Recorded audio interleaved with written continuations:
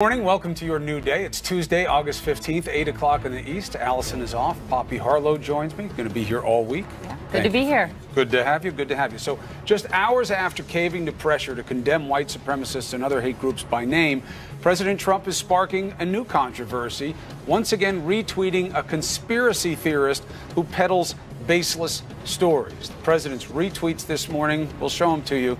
He may have deleted them, but he should have never retweeted them in the first place. You'll see those in a moment. Meantime, the president's failure to quickly condemn white supremacists has led three big-name CEOs to quit one of his advisory councils completely, while thousands take to the streets here in New York City to protest the president's response. We have it all covered. Let's begin with CNN's Jeff Zeleny live at Trump Tower.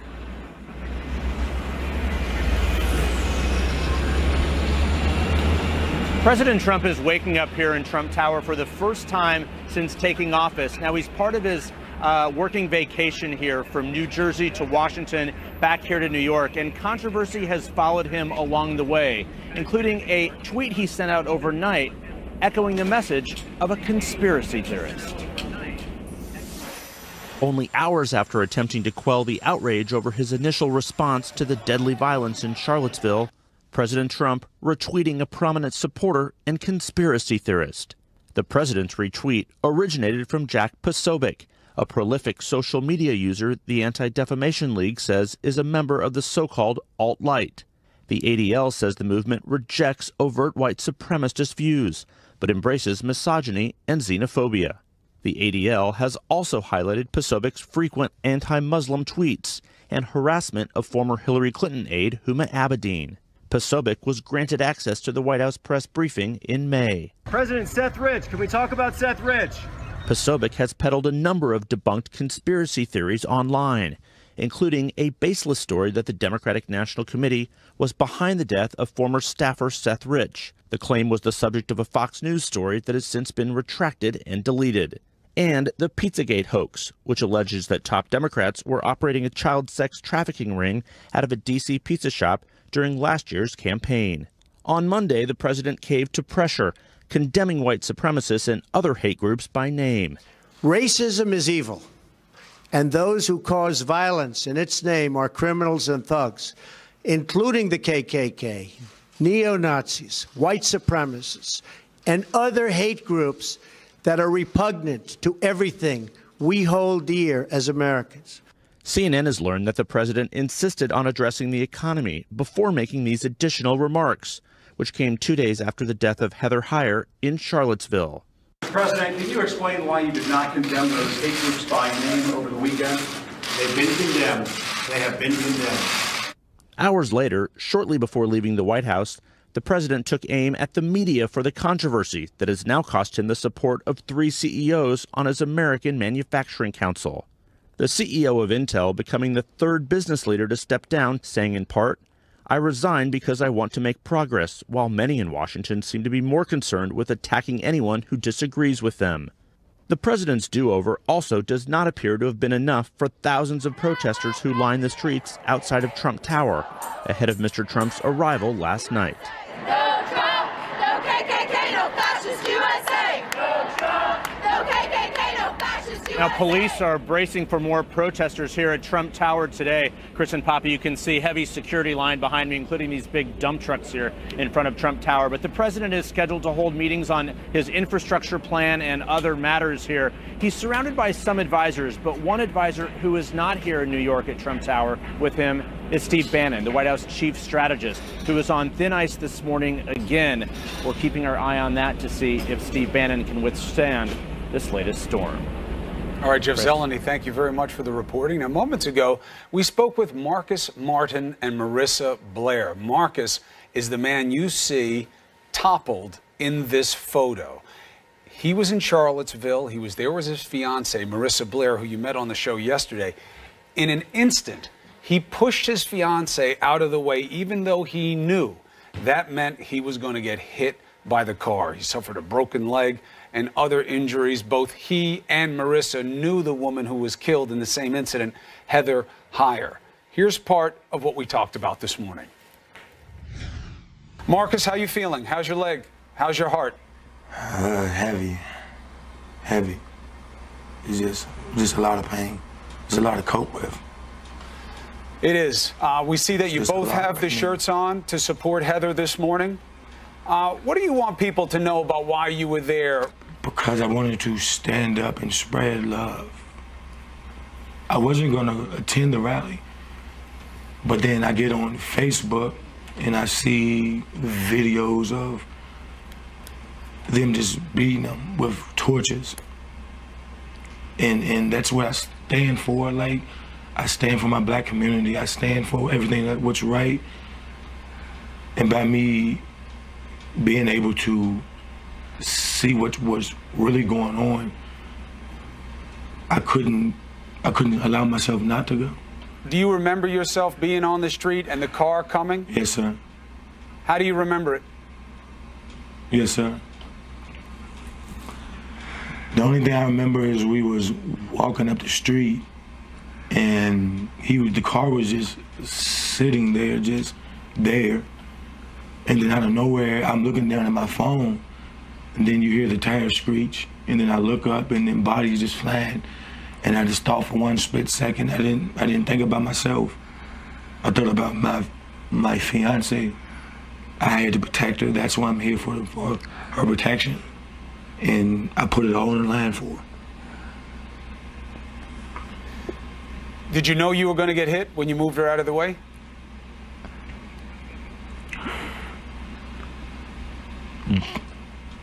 There was a big chance of me getting hit, but I'd do it all over again just to make sure that everything's okay with her. A car coming at you, that's a deadly weapon, and it took your friend's life. It could have taken a lot of lives. And how are you guys feeling together since that moment? I mean, we're just happy to be together. I was telling him last night, being at the rally, being at the counter protest, and seeing all the hate that was going on with the protesters, it made me not think that maybe the world isn't such a great place. Maybe human beings aren't so great. But ever since the event, we've gotten nothing but love and support and kindness from people all over the world, people we don't even know. And it just shows you that there is still good in the world, that I'm so lucky to have someone like him to be by my side to protect me. And we grew to love each other more and more each day, but this is unexplainable how much our bond has grown since then. What do you make of that idea that people like you and your fiance and Heather Heyer, who were down there to oppose the white supremacists, were somehow equally in the wrong for being there and for what happened?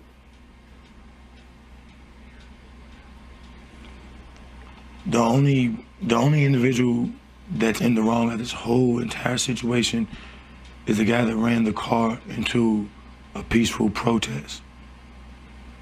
Yeah, there was a lot of wrong going on down there, but that protest that I was in, and as my fiance was in, it was peaceful. We wasn't spreading hate, we were spreading love. We was chanting whose streets, our streets. That's the only thing we chanted. Racists go home. We don't want you here, and that's all we said. And I guess that led to the tragic event that occurred. And he took it upon himself to walk out the rally, to get in his car, to find out where the good protest was going, and you find us and you run us down. And then I feel multiple times that people saying he's 20 years old, it was an accident. He knew exactly what he was doing. His intentions was clear. He wanted pain, he wanted hurt, he wanted blood. That's what he was after. You come down to Charlottesville. Yes, everybody that was out there, we were out there at their own risk.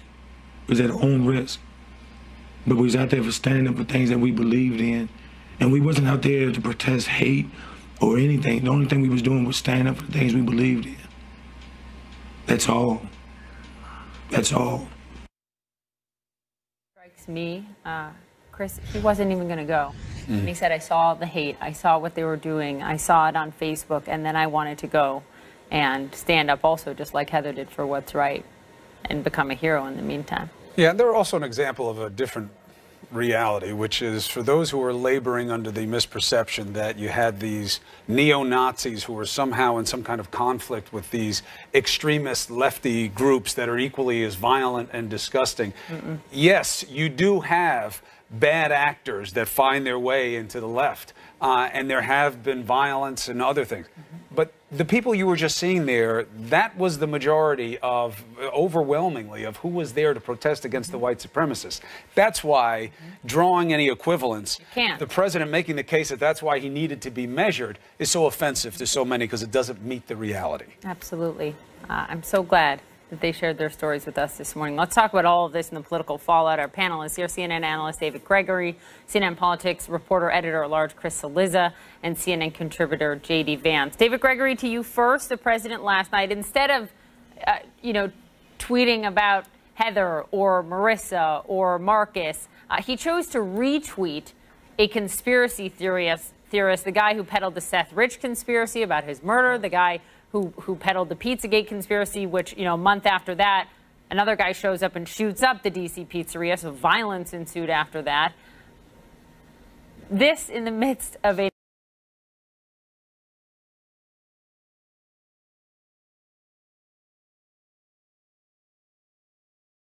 and the mistake was a completely unsatisfactory response to this violence over the weekend that had to be corrected with the guidance of some of his advisors, then to undercut that by this lack of discipline, getting on Twitter, retweeting some of these people, and just showing that it was something perhaps he was just going through the motions to do.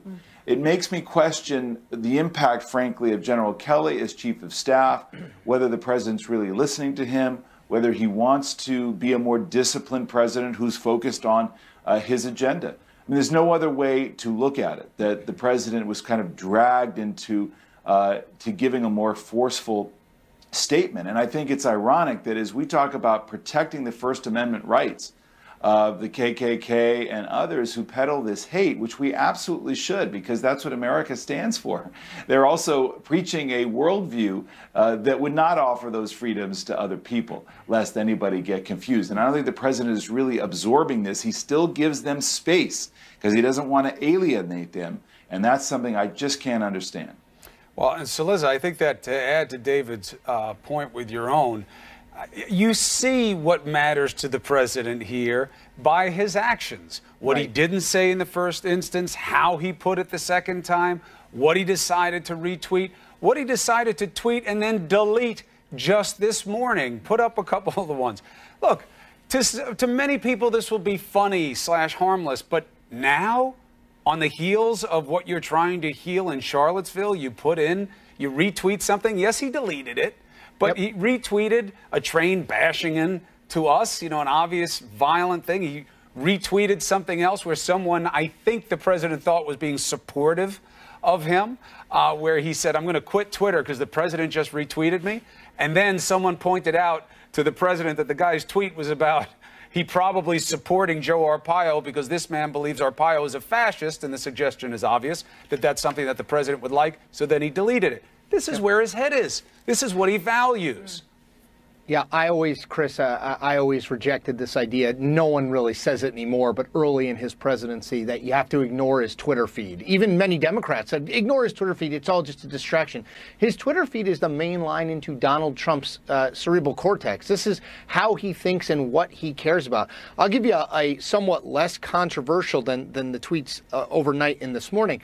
How about yesterday? 2 tweets about the Merck CEO, Ken Frazier, who left an advisory council, 0 tweets about Charlottesville.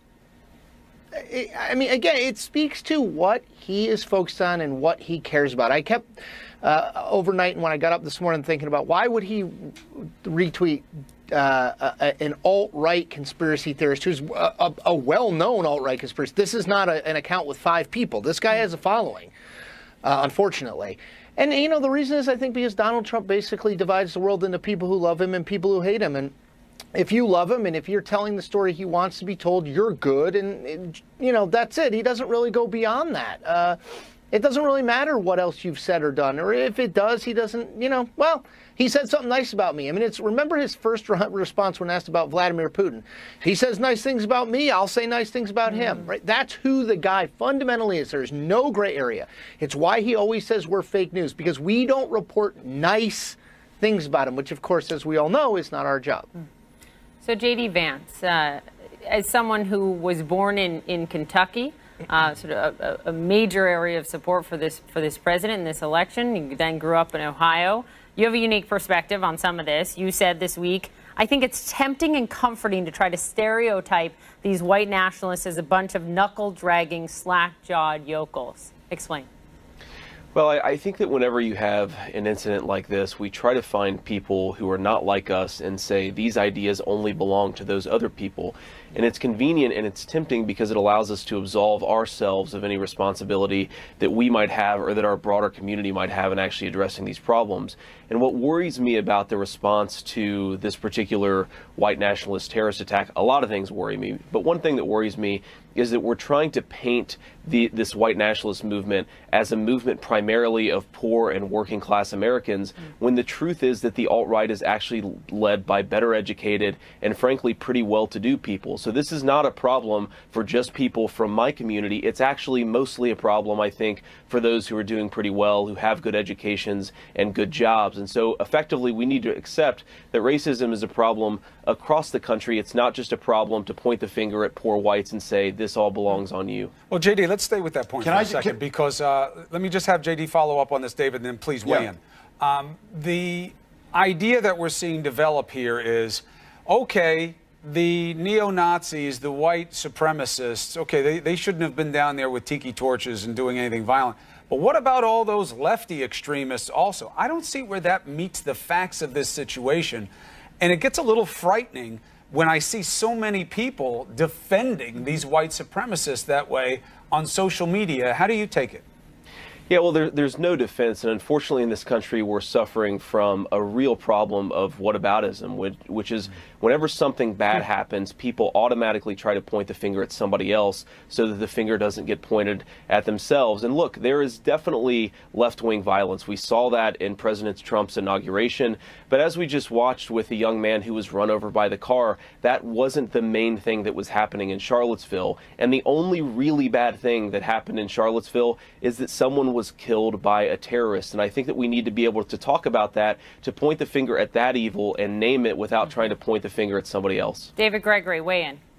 Yeah, just a couple. First of all, J.D. Vance is fantastic, and his book is fantastic. Not that he needs any help selling it for me or anybody else, but the perspective is so important on a couple of levels. One, there's a larger argument and feeling in this country about politics. It is about a lot of people who look up at all of this, and maybe they condemn the KKK, but they feel that there is a kind of political correctness that elites and liberals have taken over and have marginalized them and made them into bigots when they're not. I think that's part of the undercurrent in our politics. And there's another point. Let's remember why these fascists were down there. It was to oppose the removal of a statue of General Robert E. Lee, who led the Confederate forces during the Civil War. This is going on in New Orleans. It's going on in other parts of the country. There's a bigger discussion to be had about America's memory of the Confederacy and why. And it's appropriate that we have it, because these were people, including General Lee, who were enemies of America. He fought against America and to protect the enslavement of black people. Let's have that conversation. And let's not let the KKK lead the conversation.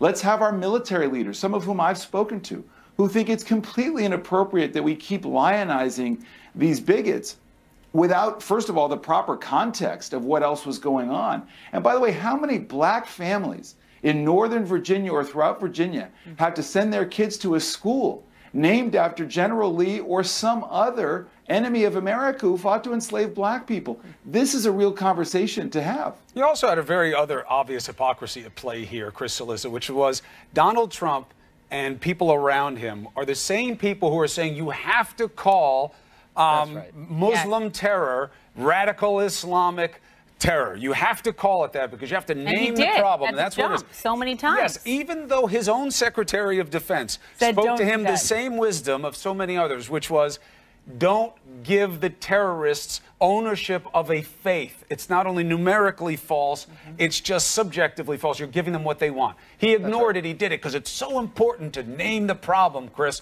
And then here, they say, well, we didn't want to dignify them. We didn't want to give them the attention. It rings false in a frightening way to a lot of people. It seems almost, Chris, like he was trying to defend these groups. I mean, he didn't want to do it. I mean, that's why he didn't do it, for the same reason that he opened with the economy and jobs in a speech that should have just been about Charlottesville yesterday, right? He does what he wants to do. He doesn't listen. That's why I always think we focus, and I understand we should focus on the fact that there's a new chief of staff in the White House, right? That's an important job. But the truth of the matter is, Donald Trump does whatever he wants to do. That's been the through line of his entire life. He makes controversy. He is a provocateur. This is who this person has been, is, and I feel comfortable in this prediction, will be for the remainder of his presidency and the remainder of his life.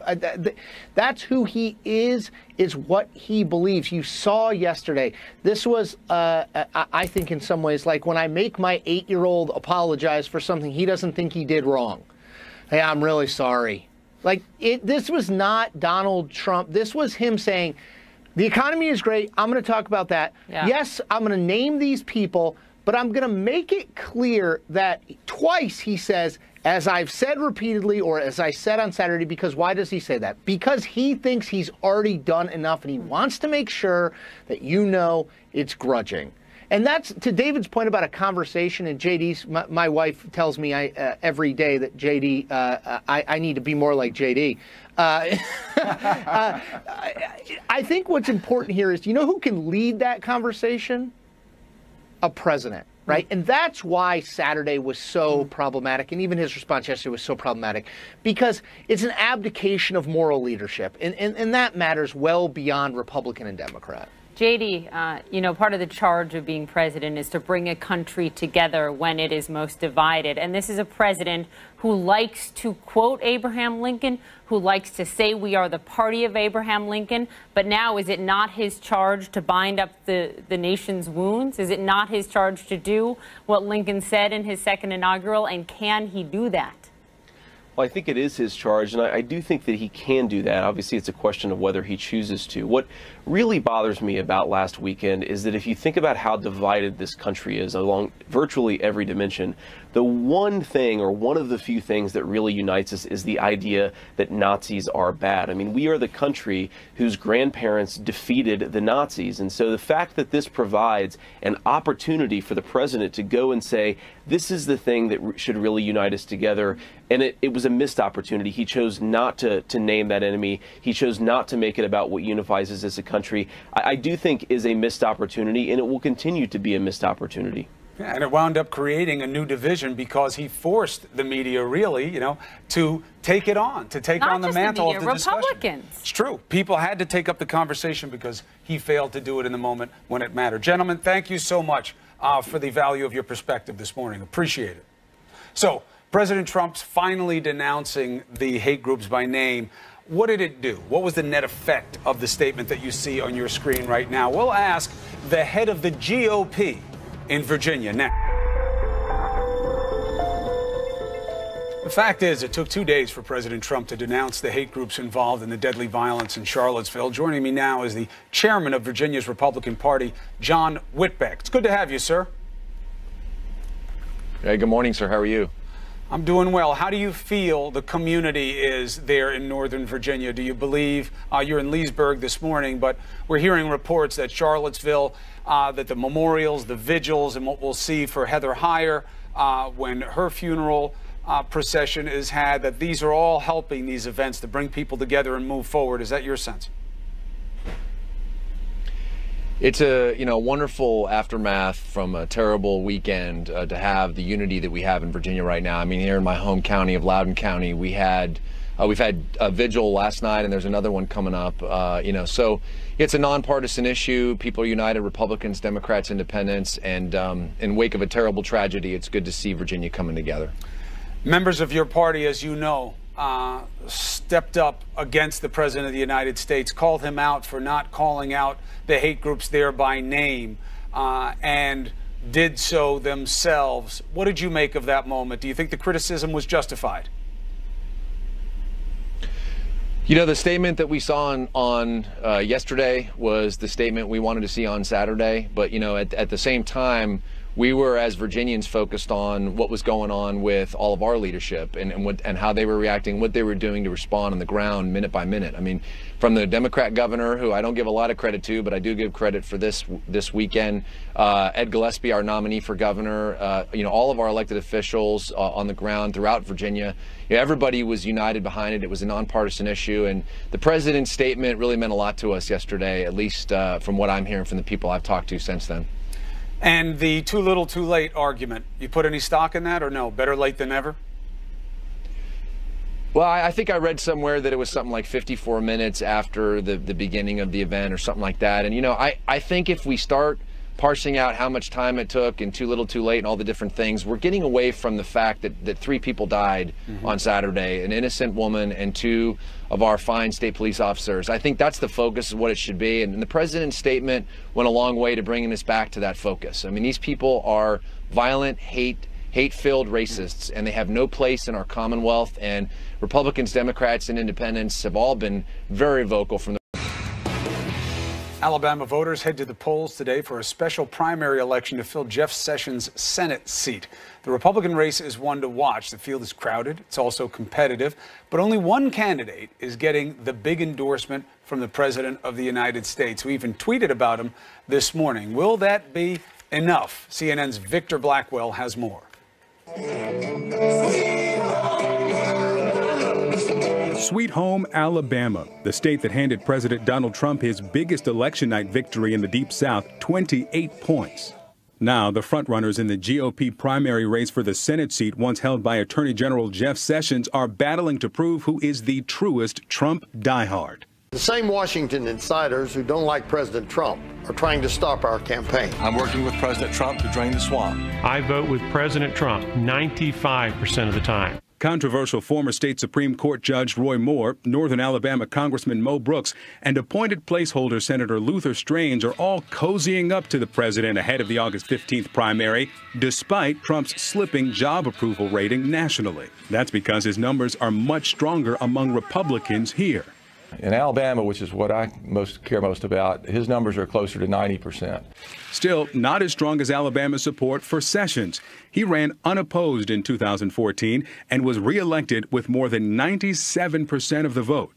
So when the president described A.G. Sessions as weak and beleaguered, candidates were forced to balance their support for a popular president with voters' dislike of the attacks against Alabama's favorite son. Do you think the president should continue? Should he stop the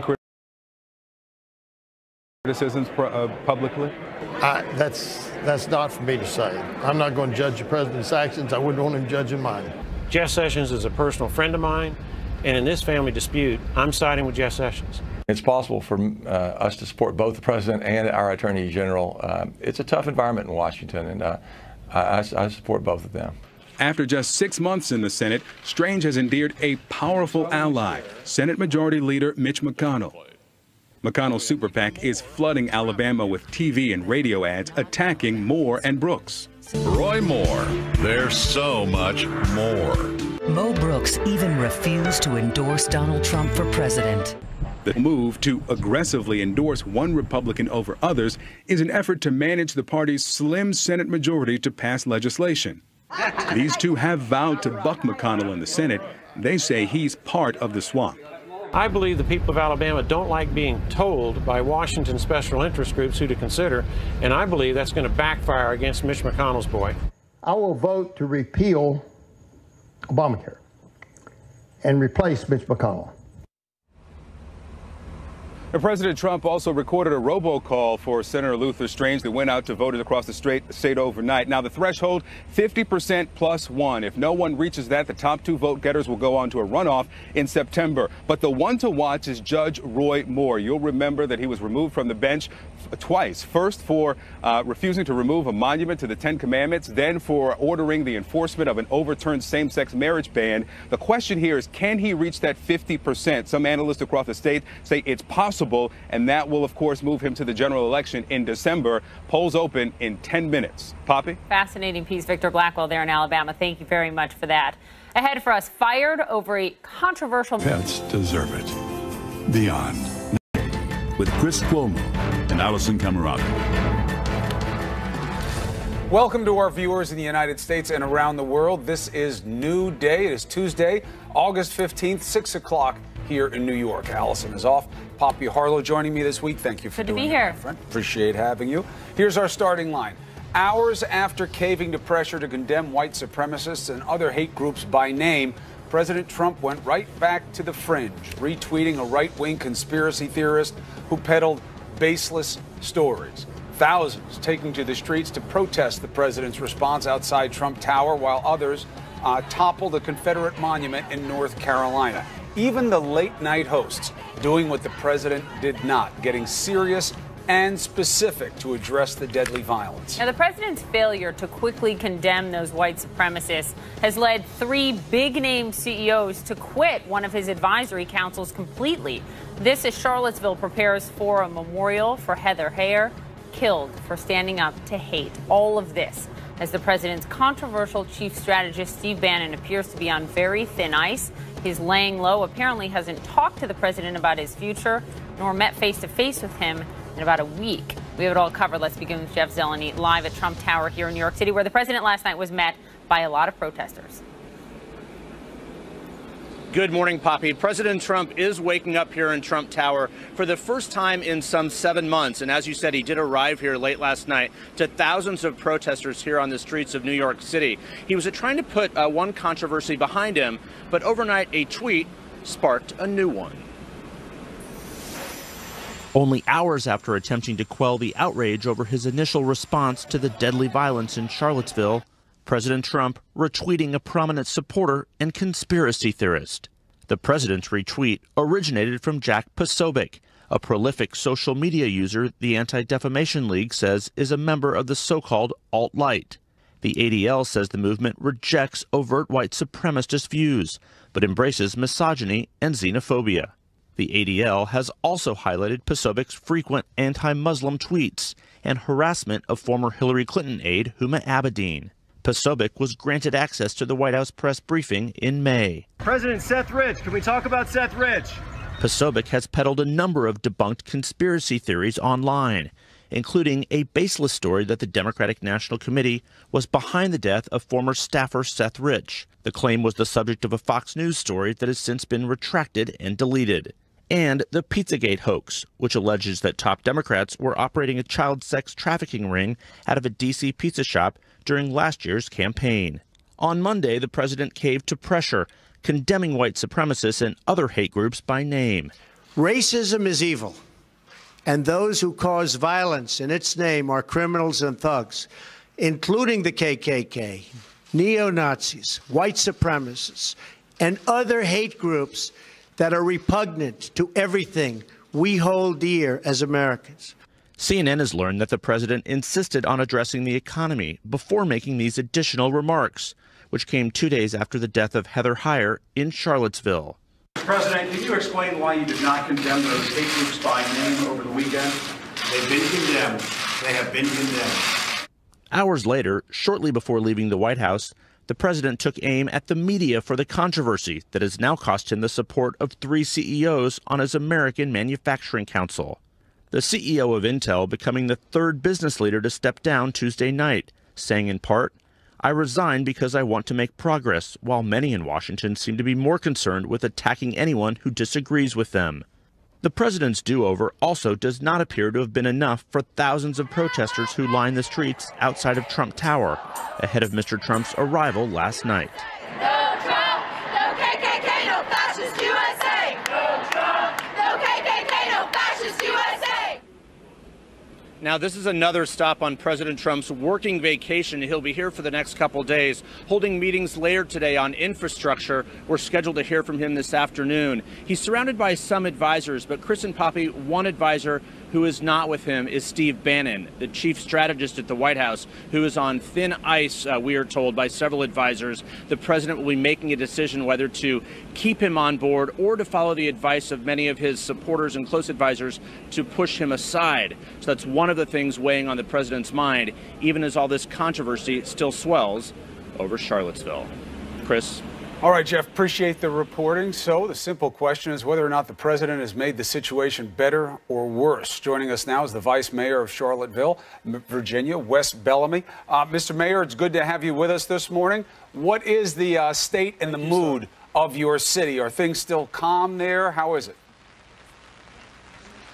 Thank you for having me. And before we begin, I think it's important for us to express our sincerest condolences to Sister Heather, as well as the 2 officers who lost their lives over the weekend. Our prayers are with their family. Now to your question. I believe personally that the mood here on the ground is a group of individuals, which we call the great city of Charlottesville, ready to move forward. Last night, we attended a community meeting at the African American Heritage Center, in which I saw nearly 500 people in attendance, all from all different races, ages, nationalities, looking to bring about solutions. After that, I came here back to the park. There was another vigil that was being held by a group of clergy members and just different members here in the park, and they all were standing together, holding arms, ready to move forward, ready to show that our community is one of resilience, one of determination, and one that will not only not be intimidated, but one that will progress and become even bolder and more united after this. So I'm encouraged, to say the least. Did you feel that the president helped with what he said yesterday? I believe that 45 did make some strides in regards to specifically condemning the white supremacists and the KKK. However, I must admit that I was rather disappointed in seeing the tweet that went out last night. And listen, I want to be clear. I'm not one who sits on some moral high horse who says that I've never made mistakes or never done anything in my life so that I can condemn everyone else. But what we are indeed looking for is his leadership. But I would love to move away from the remarks and the comments from 45 and focus more on what's going on here in the ground in Charlottesville. Listen, today is 3 days after the tragedy that occurred, and we still have more work to do, and that work is getting done. We have economic equity to address, affordable housing issues to address, criminal justice issues to address, equity in relations throughout the city to address, and those are the things that we're going to continue to do. Our young students start school next week, and we're going to make sure that our kids are ready for school. We're going to make sure that they have the best opportunities to learn through mentoring programs, after-school programs, and also showing them that this is a community that cares and this is a unified place. So again, I'm not as concerned with what 45 is doing. I'm more so concerned with us progressing as a community, and that work, I can assure you, will get done. Wes, quick question. Why do you refer to the president as 45? Yes, he is the 45th president, but is that intentional or is that just a quick term? Well, that's just what I call him. I believe that when he begins to act as if he deserves to be in that office and leads in terms of unifying people, then he will deserve the name of President Trump. But at this point, I believe that he has not done the things in regards to bringing this country together. He has not done the things in regards to making us a more unified place. Nor has he decided to condemn the individuals in a rapid pace, or as he should, or speak out in the way in which we believe he should. But again, I'm not here to talk about 45. I'm here to talk about the great people of Charlottesville. And we are a great city. We're not a perfect city. We're a place of imperfect people looking to make this place better. But I guarantee you, we will be stronger and more united than ever. All right, Wes Bellamy, Vice Mayor for Charlottesville, thank you very much for joining us. And please keep us apprised of the situation down there and the progress that's made. Much love, Seaville. Stronger together. All right, be well. Poppy. All right, let's bring in our panel to talk about all of this because there's a lot to get through this morning. CNN political commentator Errol Lewis is here. And Errol, so much to talk about. I do think it's an interesting note that the vice mayor is just calling him 45. Let's get to that in a moment. However, the retweet, the president last night Instead of doubling down on his comments calling out these white supremacist groups by name, he chose to retweet someone who is not just controversial. This guy peddles in conspiracy theories. He's the one who peddled the Pizzagate conspiracy theory, which became dangerous. He made something up that Democrats and Hillary Clinton's team was somehow involved in a child sex ring at a D.C. pizzeria. Well, you know what? It's not just a conspiracy theory. A guy goes there a month later and shoots the place up. This is dangerous, and the president is retweeting something from him in the last 12 hours. Yeah, it's really remarkable. This is, among other things, you have, once again, what's called dog whistle politics, where this is kind of a wink and a nod from the president to some of the worst elements of society, people who have spread conspiracy theories, people who have spread hate, people who have sort of taken us up to the brink of violence, and occasionally we see people take the next step into violence. And so this is something that a responsible leader would go nowhere near. This is something that a White House, would have been unthinkable prior to now to see something like that coming essentially from the Oval Office. And we call them tweets because that's a technological term. It's a written statement It is a written statement from the President of the United States. Right. And so for him to even indirectly endorse something like that, I think we all know by now what this is all about. He's done this over and over and over again, starting with the birther conspiracies that he peddled for years. All of these are signals. And as we saw over the last weekend, people take that seriously. And, the leaders of the Ku Klux Klan will stand there, look into the camera and say, we are fulfilling a mission that we got from President Trump. I mean, it is shocking. I think the good side of all of this, of course, is that there are others, including corporate leaders, as we're seeing, who are going to step forward and sort of fill a leadership vacuum that this president, for whatever reason, has chosen to leave behind. Right. And look, leadership is often about moments, and moments are often a function of timing. What the president didn't say initially matters. The timing of this retweet matters. Right on the heels of supposedly doing the right thing, he does something that can only be considered the wrong thing. So let's bring in Karin Demerjian. There's going to be talk about this vice mayor in Charlottesville refusing to say the name of the president. They'll say that was disrespectful, and he's an elected official. He should be better than that, or maybe he's appointed. I don't know. The vice mayor is probably appointed. But when the president does something like retweeting somebody who peddles the Seth Rich conspiracy theory, isn't he asking for it, Karin? Well, it depends on who you're asking, I guess. I mean, he's certainly setting himself up for more criticism, for more anger that's pointed in his direction. Look, the last few days did not go well for the President of the United States. He did not read the country and the mood of the country correctly in waiting so long to amend his statement from Saturday to include those groups, the KKK, white nationalists, neo-Nazis, that he finally named yesterday. And it's at best a little tone deaf to follow that up with this. I mean, the question is, are we in a position still where people want to give the president the benefit of the doubt, that he's just a little bit clueless when it comes to these things and not malicious? And I think a lot of people are starting to leave that fold when they're starting to say, well, I don't want to mention him by name or things like that.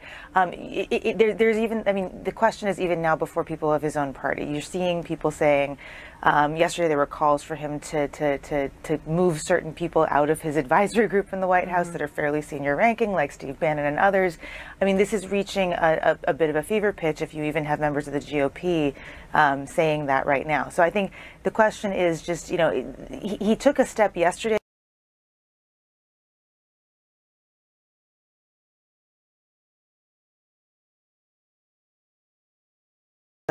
to keep swallowing the succession of events that are coming out of the statements the president is making officially, but also his Twitter account, and they do go together hand in hand. So 3 big-name CEOs have come out, guys, as you know, in the last 12 hours, 24 hours.